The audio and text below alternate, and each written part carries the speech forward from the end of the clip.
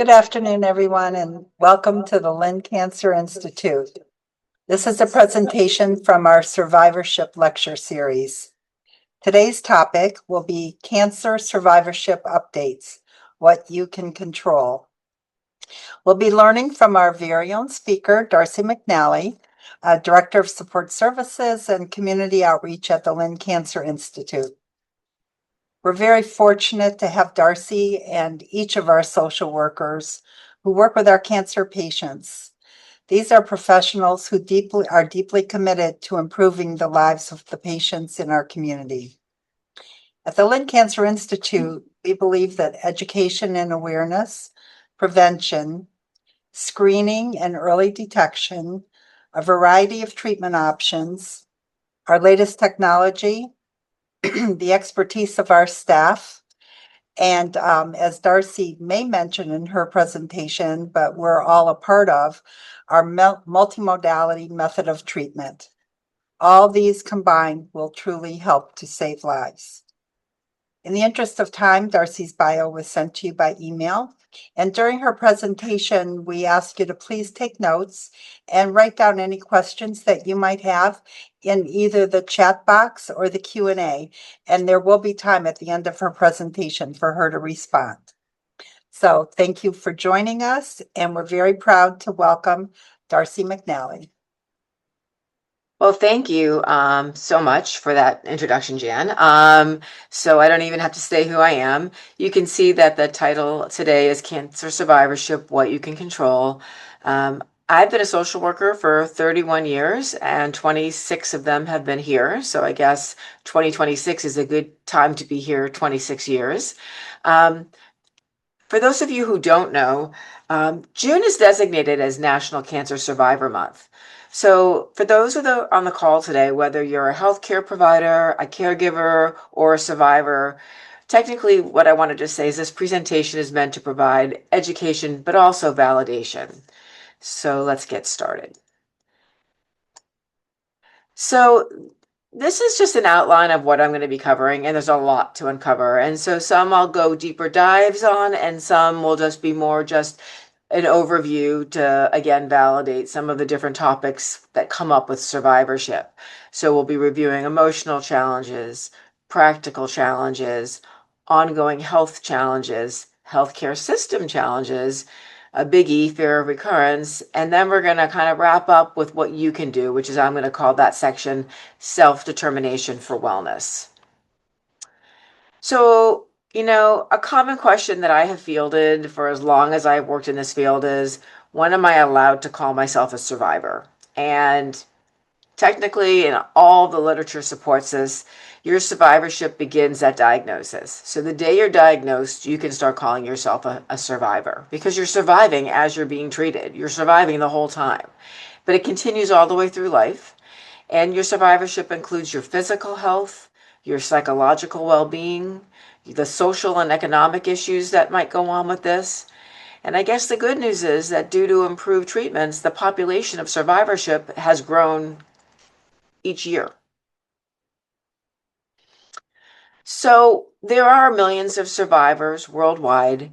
And what I will say is that for some people in their survivorship, there are some long-term effects that can persist. And it's not to depress you, but sometimes these symptoms and effects can persist for years. And so quality of life is a key outcome. It's not just being a survivor, it's how you create your quality of life. But that requires you to think a little bit about aligning your expectations. So a million years ago, I actually coined as a funny thing the concept of BC versus AD. So what we were like before cancer versus what we're like after our diagnosis into treatment and survivorship. And what I want to just remind everybody is that even without a cancer diagnosis, change is inevitable. Every year that we get older, we change. Things come up, they come and go. Our health, different situations. We're never going to be the same as we might have been in our 20s, our 30s, into our 70s. So as you're trying to determine what your quality of life is going to look like in your survivorship, learning what I call the 3 A's, adjusting, adapting, and eventually accepting will really help you define and figure out what your quality of life looks like in your survivorship. So we're going to start with emotional issues in survivorship. Emotional issues in cancer survivorship are real. There is for some people, persistent psychological distress. And so survivorship can be accompanied by long-term emotional effects, even after the treatment ends. I'd say our two top emotional issues that we see here are anxiety and depression. And that's what's kind of stated in the literature as well. And again, not to be upsetting, but more validating, emotional distress doesn't just go away. It can persist for years or even decades post-treatment. And of course, psychological symptoms are very, very strongly linked to a reduced quality of life and functioning, depending upon what you're going through. And a key insight from recent research is that the emotional burden doesn't necessarily decline. And so what most survivors experience is kind of this fluctuating or constant distress rather than just recovering back to that BC or that baseline.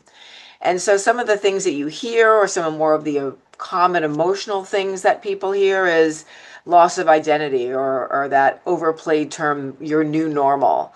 Um, Survivors express uncertainty about their future because they kind of were a little bit blindsided by this diagnosis to begin with. And what does that look like for the future?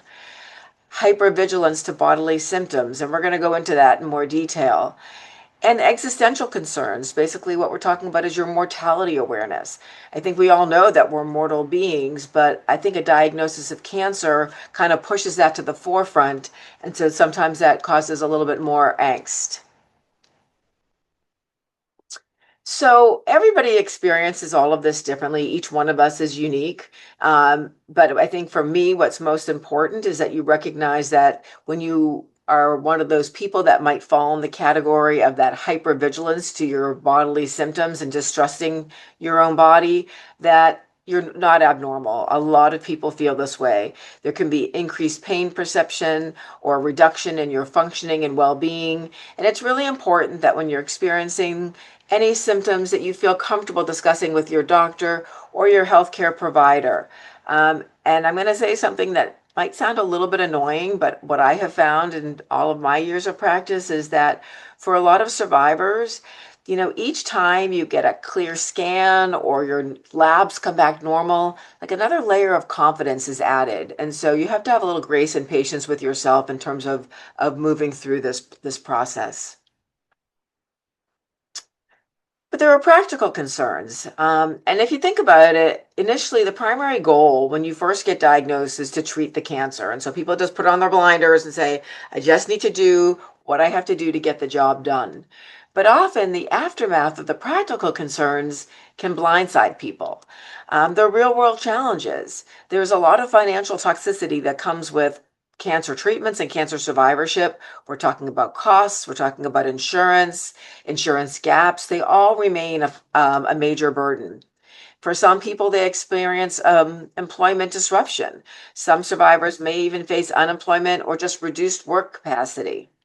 And for those that do go back to work, there's real challenges going back to work.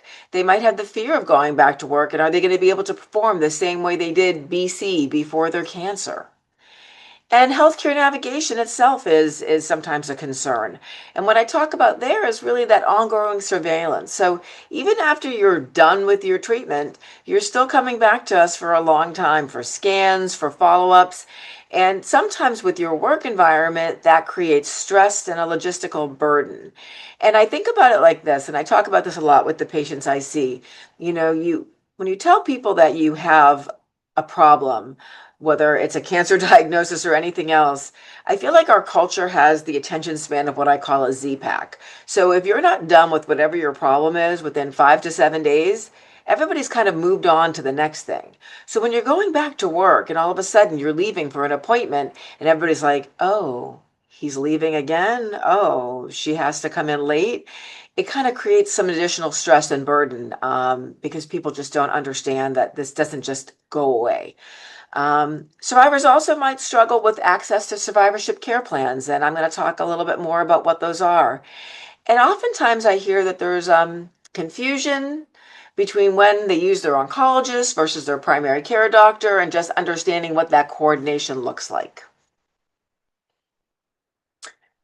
So there are ongoing health challenges. And so when we talk about the cognitive and physical impairments and long-term and late effects, the first one that seems to come up the most is chemo brain, which is really people that might experience memory or attention difficulties.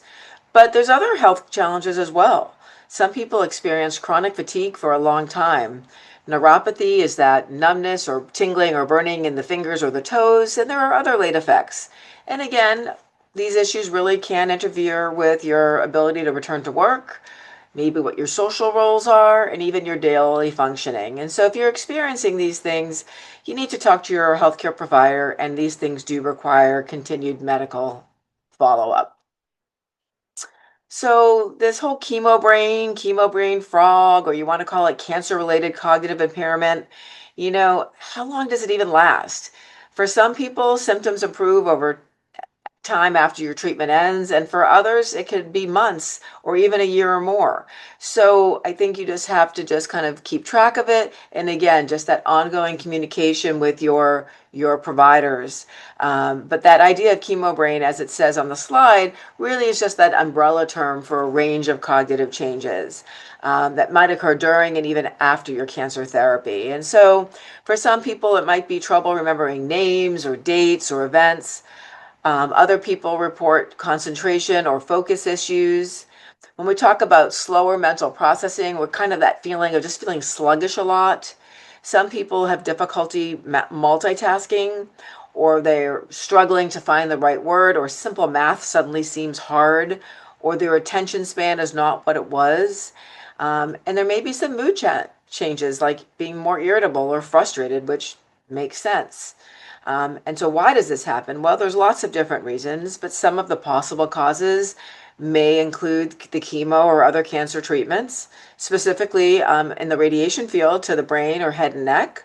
The cancer-related inflammation in your body with those chemicals, fatigue, stress, anxiety, depression, sleep issues, low blood counts, which means anemia, hormonal changes. Sometimes it's the chemically induced menopause.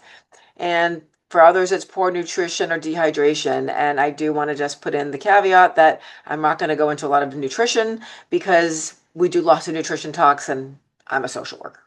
So continuing on. The healthcare system challenges is what I talked about briefly at the very beginning. And what are we talking about? It's that coordination between providers. Sometimes you're not sure, am I supposed to ask my oncologist? And then your oncologist says, well, maybe you should talk to your primary care doctor. It's not meant that we're punting you off or whatever. It's just that as you're going into your survivorship, there's lots of people that are going to be a part of your care team. And so they're going to help you navigate who should be taking care of what's going on with you after you finish your treatment. Survivorship care plans, we're going to talk about next, and that's very, very important. And of course, the other healthcare system challenge that I've already alluded to is just that there's the burden that ongoing surveillance is kind of forever. That cadence changes, but scans and appointments continuously go on in your survivorship, and the amount of time that you do it might go from months to years, but it kind of graduates up. So let's talk about survivorship care plans. And I don't know if anybody's ever heard of this before, but really what they are is a personalized roadmap that's supposed to be a summary for you to kind of outline what your treatment history was and what your ongoing care should look like, what your follow-up should look like, and just strategies to manage any of your long-term effects. Every cancer program probably across the country does this differently. And even in this building, there's a couple of different ways where you'll get survivorship information and care plans. If you have a pen and paper or you have your phone out, take a picture of that link there. Oncolife.oncolink.org is an amazing site. It's not only for healthcare providers to use, but it's for the lay people as well. So if you have a lot of information on your disease and on your treatments and all that, you can go on there, log in for free, put all your information in, and get a lot of assistance in terms of a survivorship care plan. But what we do here at LCI, because we work here at LCI, is a couple of different things. Within our team here, we create what we call an end of treatment envelope. That envelope is given out both at the end of a chemotherapy treatment as well as at the end of radiation. And if you have never received one and you want one, let us know and we'll get you one. But basically, in that envelope, there's like a letter that kind of is introducing you and congratulating you on your survivorship. And that OncoLink is in that letter. In addition, we put in flyers about our programs and services and wellness opportunities that are available. And so again, all of those programs are available to our patients here at LCI up to 1 year post the last day of your treatment. And why do we do that? Because we know that for a lot of people, when they're in treatment, they might not have the bandwidth to take advantage of some of these resources. And some of this programming is very, very helpful for you to feel empowered in your survivorship. So sometimes once they finish treatment, the patients are ready to try some of those things. So we do give that grace period. And so all of that information is in that envelope. For those patients that finish radiation oncology, the nurses there go on to that OncoLife link and they'll put in all of your information from radiation and you'll get that along with the envelope. In medical oncology, you'll get the envelope with the information, but not necessarily the whole plan filled out for you. But all the patients are provided follow-up appointments. And again, I'll use that word cadence, the cadence of how frequently you're seeing with your doctor. Does it start off that you come in once a month and then you graduate to 3 months or 6 months or whatever it is? Really is dependent on your treatment and your type of disease, and it's a conversation that you should be having with your healthcare provider. Okay. Probably the number one thing in my career that I hear about and people are concerned about as they're rolling into their survivorship is that fear of recurrence. It comes up all the time. It's very, very normal. So let's start with the definition. Fear of recurrence is fear or worry that the cancer will return or progress. And it's probably one of the most common survivorship concerns. And you can see the little graphic there. But what really is recurrence? And so it's cancer that is detected in a person's body after a period of being declared either cancer-free, or sometimes you might hear the word no evidence of disease. So what this may mean is that the cancer has returned, or it's possible that some cells remain behind after the treatment, but they were just too small to be detected. So recurrence is classified into about 3 categories. Sometimes you'll hear local recurrence, and that's when the original cancer returns to the same area as where the person was initially diagnosed. A regional recurrence occurs in the lymph nodes or close to the original site. And a metastatic recurrence is when the cancer has spread into distant organs and some of the could be the bone, liver, lungs, or brain. And from the research, to validate that it's significant, 30% of people, of our survivors across the country that have been studied, experience a moderate to high level of a fear of recurrence. And out of those, about 16 to 70% is really clinically significant levels. So what does that mean? That it's affecting them clinically, whether it's depression, whether it's anxiety. And so for some people, and these feelings can persist for 5 to upwards of 10 years after diagnosis, kind of like you're always looking over your shoulder, feeling a little bit more vulnerable. So it's real. And it can be triggered by uncertainty. Sometimes that normal bodily sensations that you had before now is misinterpreted as signs of recurrence. And so as survivors, you often have to interpret ambiguous symptoms without certainty. It can be cyclical and situational. So for some people, these triggers come up when you have a follow-up appointment or what we call scanxiety, or the anniversary of a diagnosis, or if some new symptom shows up and you're just not sure. And so for some people, I try to work with my patients, and all of our social workers do, in terms of talking about rational versus irrational thinking and trying to not have people catastrophize without having any real evidence.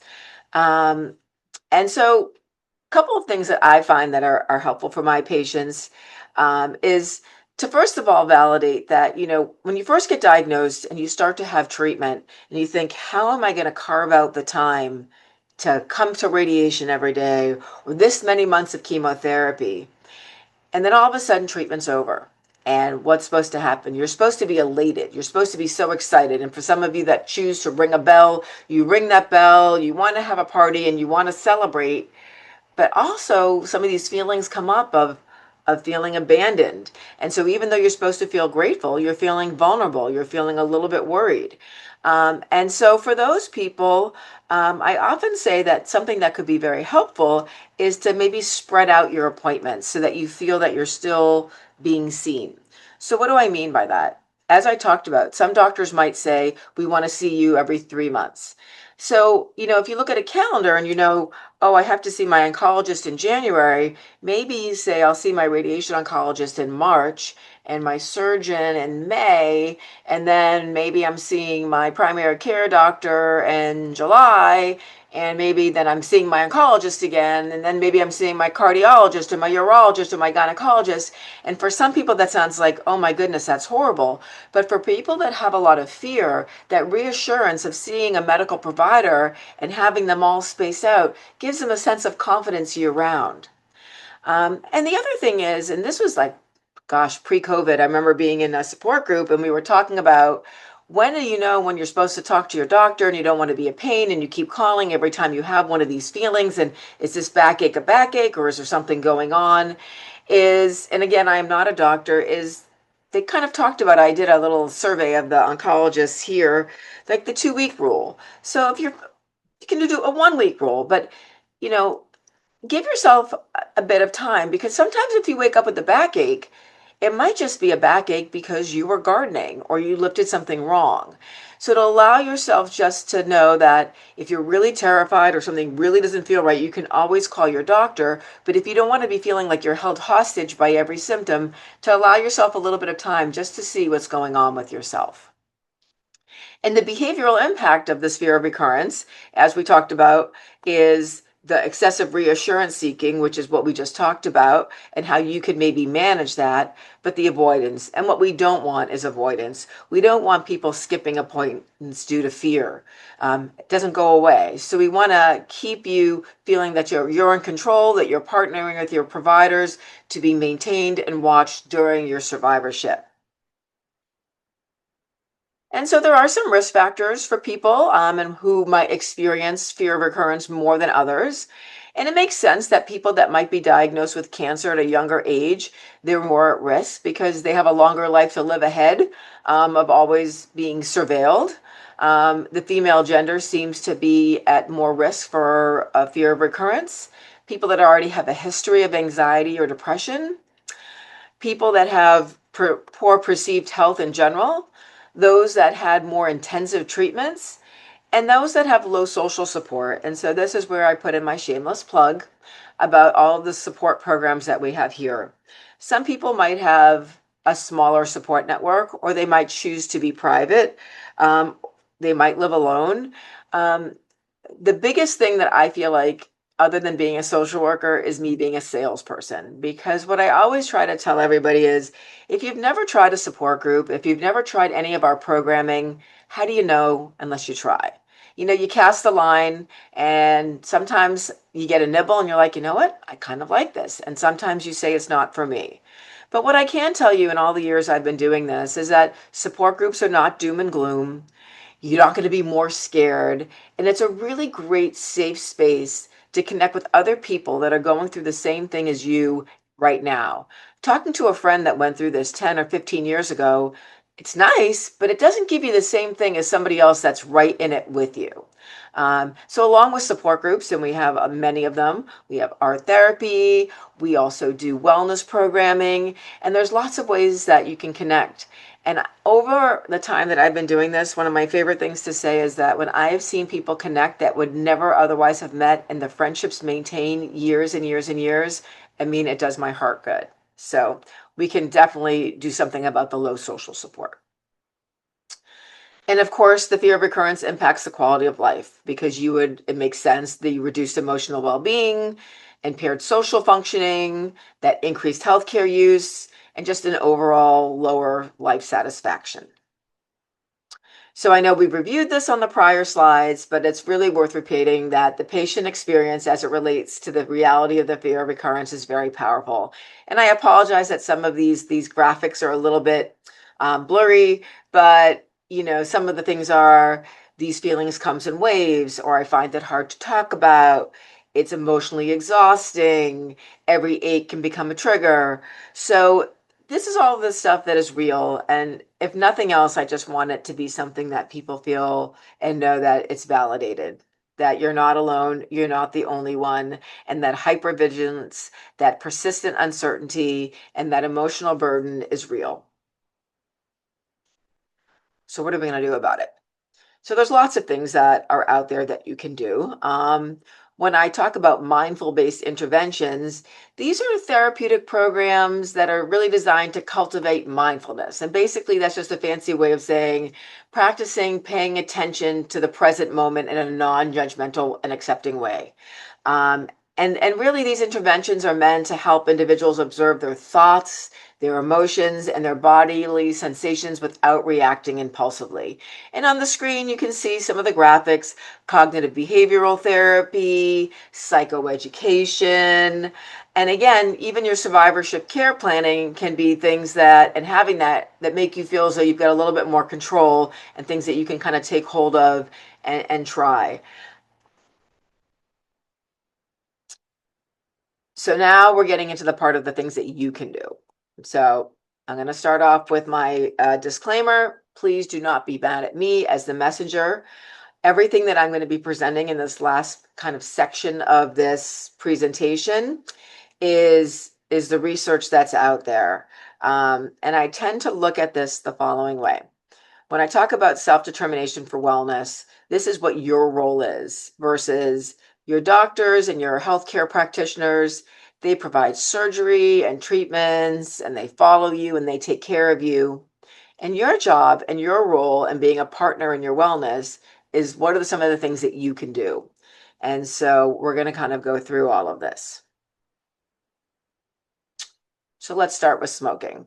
We know, I'm sure everybody has heard over the years that there is a very strong correlation between smoking and cancer.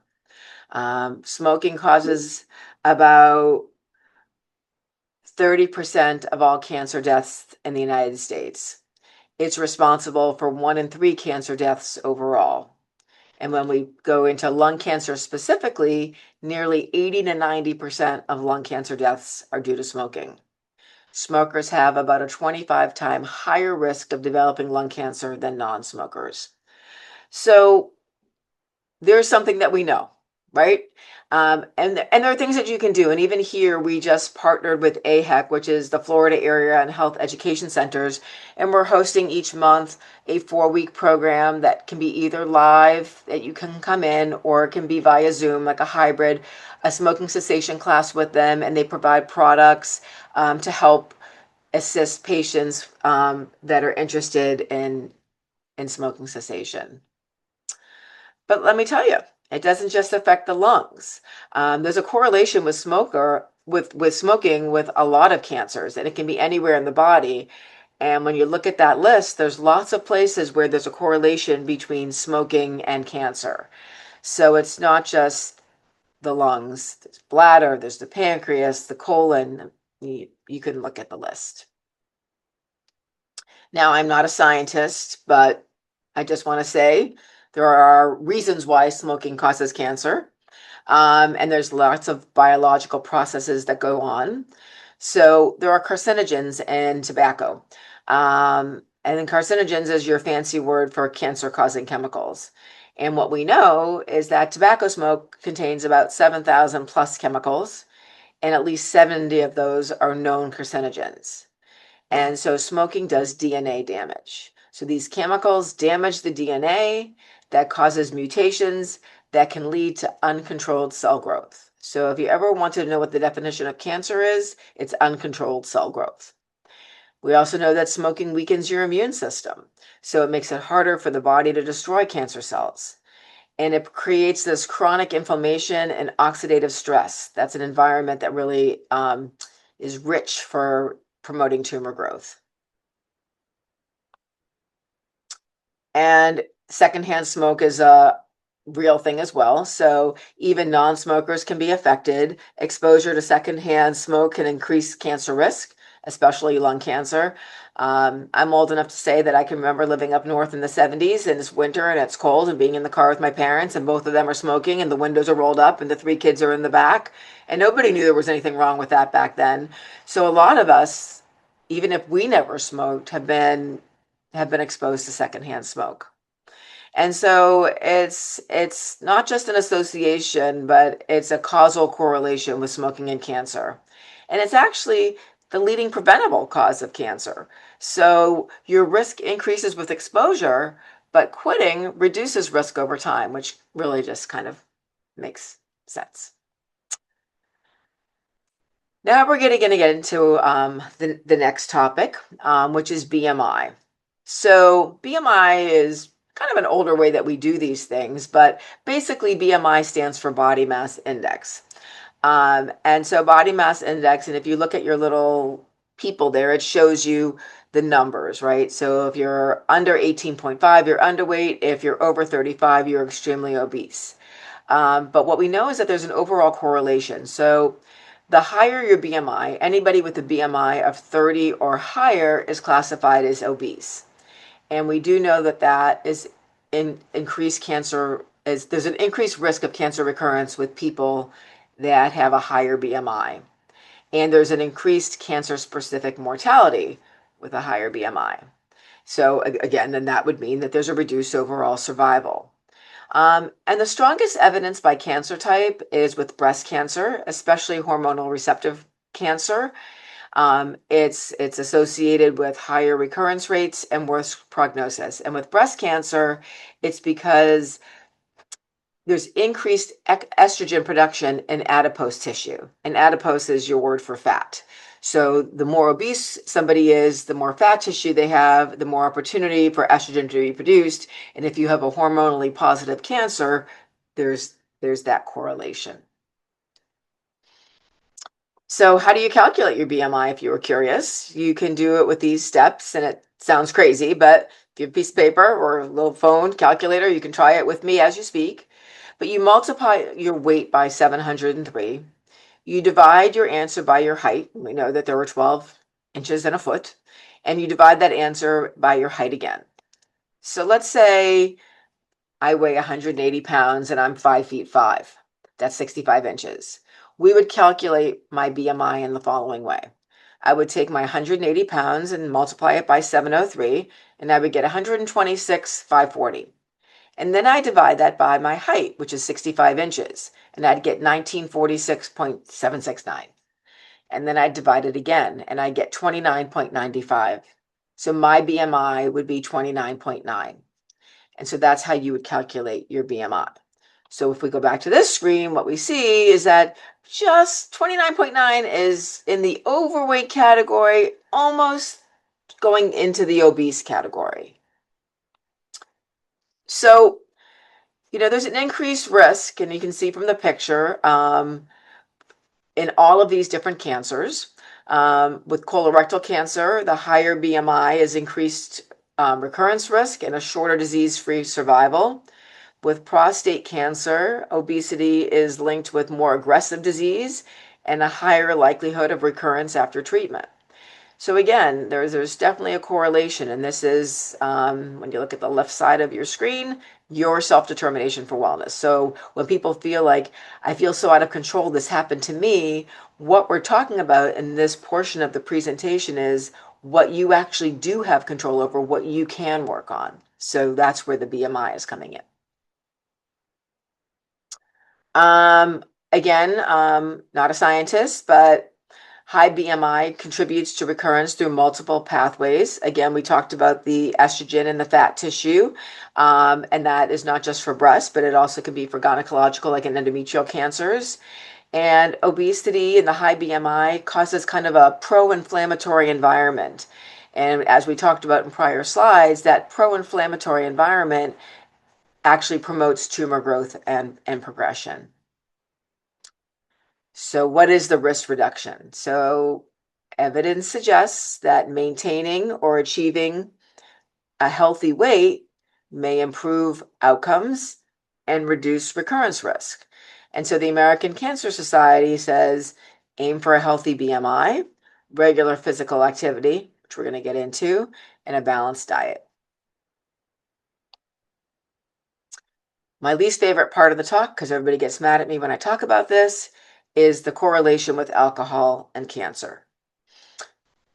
Alcohol is a confirmed carcinogen. Alcohol is classified as a Group 1 carcinogen by the International Agency for Research on Cancer. And so this means that it is strong evidence that it causes cancer in humans. And actually, alcohol falls into the same category as tobacco in terms of how they're classified. And so your graphic there shows that there's an increased risk for multiple cancers with alcohol. And the strongest ones are at least these 7 types of cancer. And so we're looking at the mouth or the oral cavity, the throat, the voice box, the esophagus, the liver, the breast, and the colon and rectum. So this is real. So the American Institute for Cancer Research kind of came out with that graphic below, but the data again is saying, because people will ask me, well, what's safe? And so I'm going to say what all the research said that I found, that there really isn't a safe level. Current evidence actually suggests that any amount of alcohol increases your risk. And if you talk to your doctors, they're not going to tell you to stop drinking, probably, but we just want you to be aware, or at least I want you to be aware from what I've learned, that this is something that you do have a choice over and you do have control over. And so what do we know? Risk rises with the higher quantity of alcohol that you drink and the longer duration that you drink. And the World Health Organization emphasized that even low levels of consumption will carry some risk. So there's definitely a correlation with alcohol and cancer.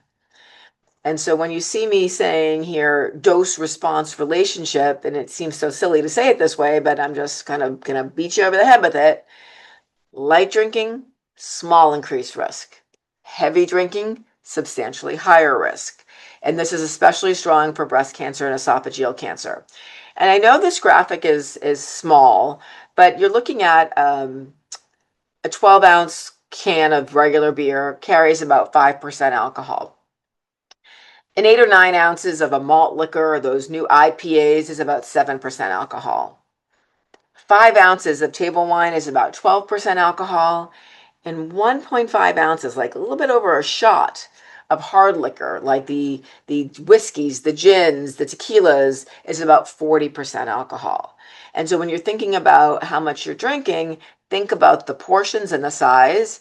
And for those of you that might live in areas that have built-in restaurants or some of the country club communities, we always talk about the country club pour. That's what I hear about.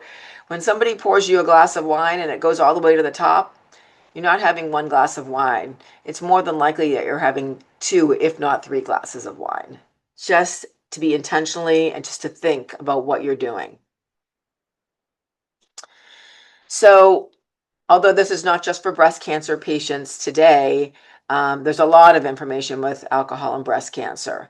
And so with the key statistic with breast cancer and alcohol is that even 1 drink a day is associated with a 7 to 10% increased risk of breast cancer.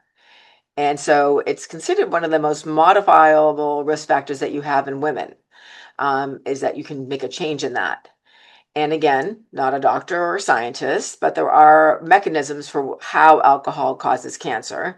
And I apologize if I completely butcher this word, but acetaldehyde damage is a toxic chemical. So alcohol is broken down into this chemical and it damaged the DNA, and so it prevents repair.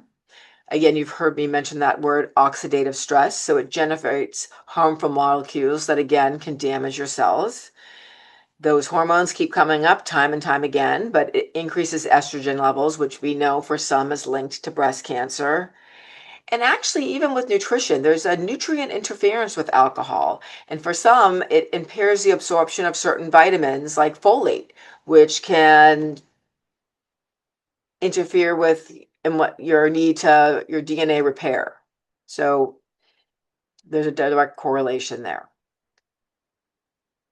It makes perfect sense if we just toggle back with the smoking that your risk is even worse. So alcohol and tobacco together really multiply your cancer risk, especially for your mouth, your throat, and your esophagus. And this is not just an additive effect, it's really that synergistic effect. And so when we talk about our global impact, alcohol is really responsible for about 4% of cases worldwide. And there are thousands of cancer deaths annually that are attributable to alcohol use, and that was reported by the World Health Organization. But risk varies with different individual factors. So I'm going to say genetics. I hear time and time again. I always go back, if you're old enough to remember, like George Burns. He was an actor, and he always had like a cigar in one hand and a drink in the other hand, and he lived into his earlier mid-90s. Some people are able to metabolize alcohol better than others. So that's something just to consider. Women, unfortunately, are at higher risk, even at lower doses. Diet and lifestyle, along with alcohol, will make an impact. So if you're doing more exercise, perhaps, or your diet and other things, it may not be as detrimental to you, but we don't know for sure. And for those people that might have coexisting conditions like liver disease, obviously there will be more increased risk. So your risk is different for everybody. Everybody is not the same. This is definitely something that is important for you to have the conversation with your providers about. And they'll guide you, and you can come up with a plan that makes sense so you don't feel like we're dictating what you should and shouldn't do, but we're coordinating with you what things you might choose that you want to do. So risk reduction, kind of reducing or limiting alcohol, as I've said, lowers your risk. Benefits increase even more over time after you stopped. I hate to tell you that the American Cancer Society says the best for cancer prevention is do not drink alcohol. If you are going to drink, for women, it's none to less than 1 drink a day. And for men, it's none to less than 2 drinks a day. So my summary is alcohol is proven to cause cancer. It affects multiple organs and systems. Your risk will increase with any level of consumption, and it rises with more drinking. And when we talk about what a modifiable risk factor, what I mean is that your behavior changes can reduce your risk. Okay, I think I'm done with alcohol. Now we're going to move on to exercise. So when I meet patients, I always ask them if they exercise, and it's not me being nosy, and it's also not me trying to make anybody feel guilty when they're like, well, I used to, or I haven't. And to be perfectly frank, there's a lot of people when they're on treatment are just not capable of exercise. And so we understand all of that, and we're not looking to do no harm. But exercise is very important. And there's a lot of information and literature out there that really supports exercise and cancer risk reduction. So exercise lowers risk of developing multiple cancers. And there's been a lot of different studies and meta-analyses that continue to show that regular physical activity is directly associated with a reduced incidence of at least 8 to 10 cancers. And you can see that little graphic there and some of them listed to the side. And according to the National Cancer Institute, the risk reduction ranges from 10 to 20%, depending on the type of cancer and activity level. So, strongest evidence of exercise and cancer correlations are with breast and colorectal cancer. With breast cancer, there's a 10 to 20% lower risk in physically active individuals. Exercise helps to regulate estrogen and insulin, which are key drivers. And with colorectal cancer, there's about a 15 to 25% lower risk. So again, I'm highlighting this. Exercise is one of the most consistent associations in cancer prevention research. Exercise reduces cancer recurrence and improves survival. And so the newest evidence suggests that regular physical activity after a diagnosis, there's a 20 to 40% lower risk of cancer recurrence for breast and colon, and there's a 30 to 50% lower cancer-specific mortality in certain cohorts with exercise. So what am I supposed to do? What can I do? And so, first of all, we're not telling everybody to go out and do an Ironman tomorrow. Dose matters, and even small amounts of exercise help. And that graphic, if you can read it, we're looking at improved sleep, strengthens your immune system, increases your mobility and your strength. Believe it or not, can decrease pain because it can help with your muscles. Obviously, it can help you lose weight, which also can help with your self-esteem and body image. And this is always so interesting because it says reduce fatigue. Exercise can increase your energy. And people always think I'm crazy when I say that. And I kind of say fatigue breeds fatigue. And what I mean by that is that sometimes when you're not feeling well, like let's say you just had the flu and you've been on the couch a lot. And when you first get up, you're like, oh my, you're exhausted just getting up from the couch to the kitchen or to the bathroom, because the more you're inactive, the more fatigued you feel. So once you start moving, believe it or not, your energy levels do get better. And it boosts your mental health. So even moderate activity like walking or brisk walking will provide a benefit. The current guidelines with exercise is 150 to 300 minutes per week of moderate activity, or 75 to 150 minutes per week of vigorous activity. And again, what are the biological mechanisms? What does it directly affect? So we're going to go back to that estrogen. It lowers breast and endometrial cancer risk.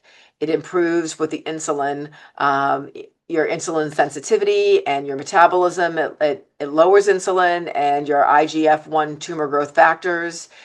When you exercise, there's anti-inflammatory effects. It reduces chronic inflammation. Your immune function, it enhances your immune surveillance.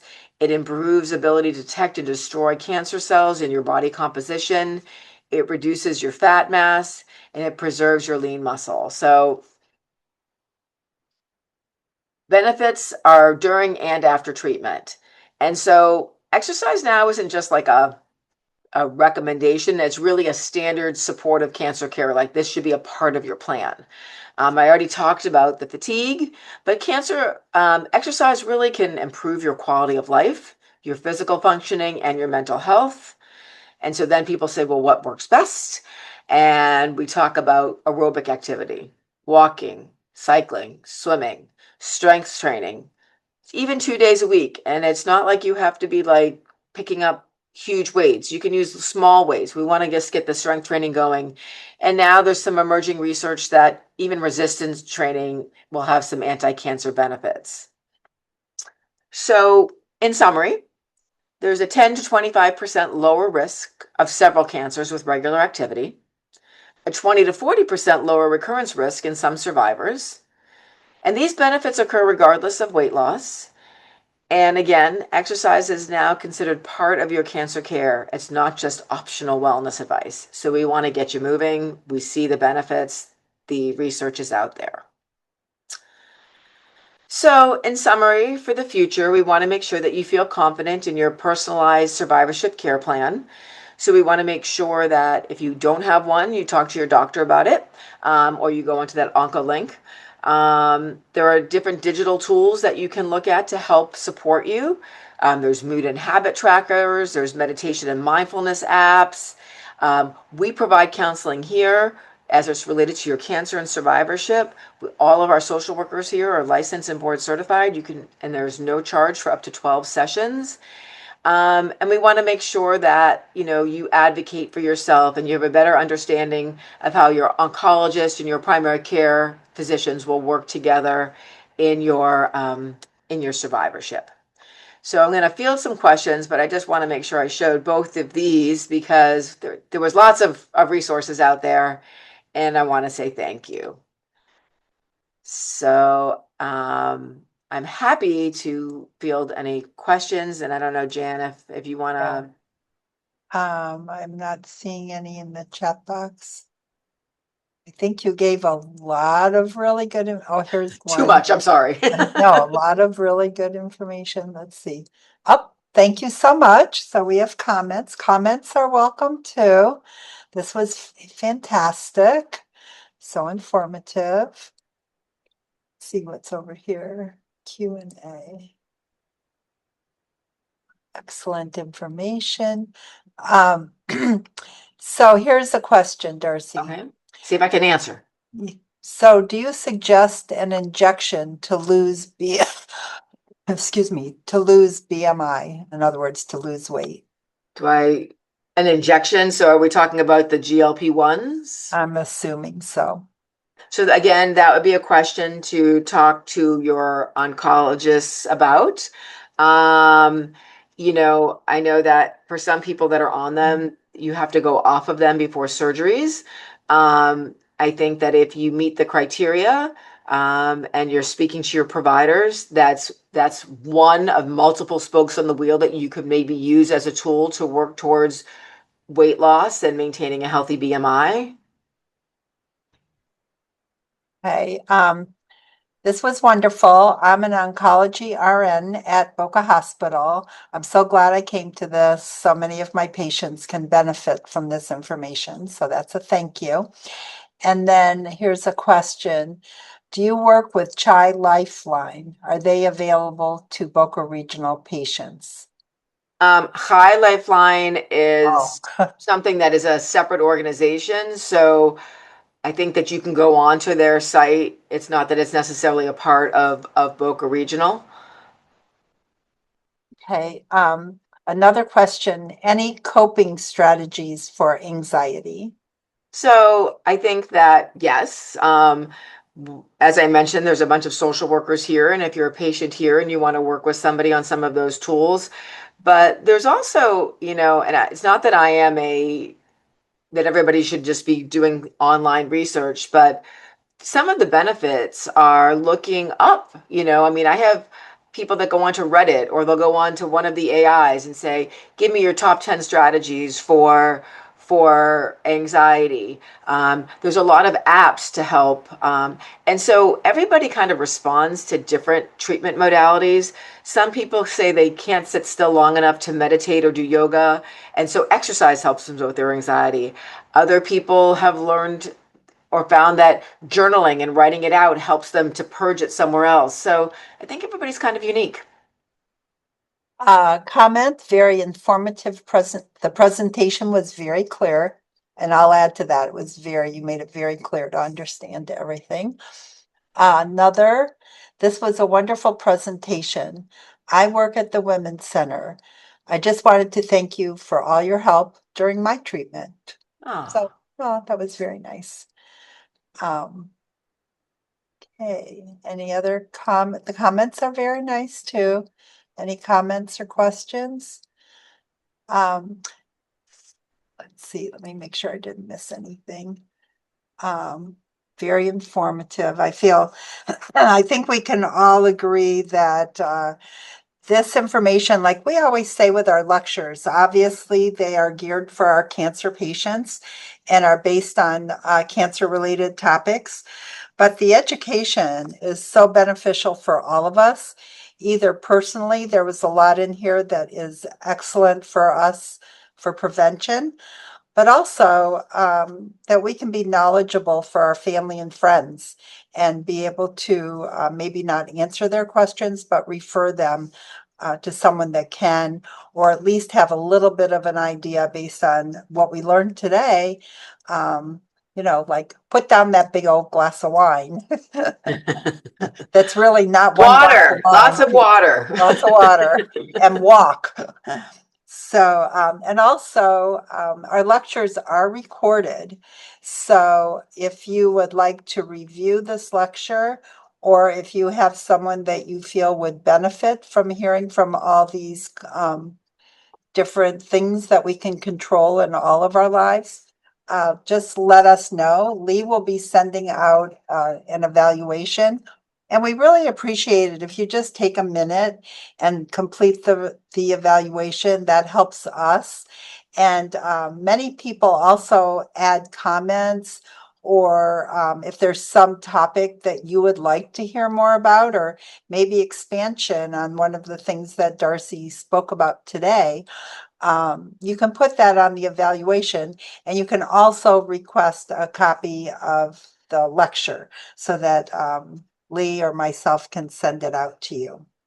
So that being said, we appreciate Darcy for all your research, for putting this together. That's no easy task.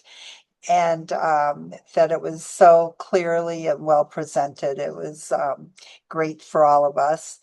And we'd like to invite everyone to maybe come to our next Zoom and Connect, which will be held on Friday, July 17th. This will be from our physician panel, and the lecture will be on sarcoma. And this will be information education on understanding a rare cancer of bone and soft tissue.